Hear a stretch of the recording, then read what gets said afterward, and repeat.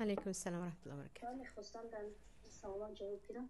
همین توی شوک پوشیدن برای زن درست است یا که ها شالک برای مردها حرام است خواهرم. پیامبر صلی الله علیه و سلم به دستشون طلا و شالک رو میگیرن. شالک رو ما ابریشمی میگیم و میگن هر دوی همین برای مردهای این امتی من حرام است و برای زنها حلال است. یعنی طلا و شالک برای مردها حرام است، برای زنها حلال است. برای زنها یگان بوکه نداره.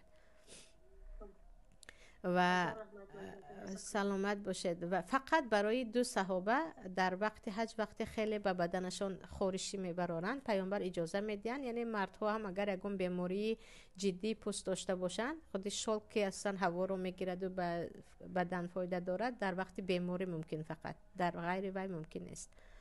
لک کردن ممکنه در خانه در وقتی بینمازی، در مدت همی بینماز شدن لک در مدت بینمازی دی بخوارم و چیز به سلامتی ضرر ندارد و هر چی باشه یک چیزی بودار است.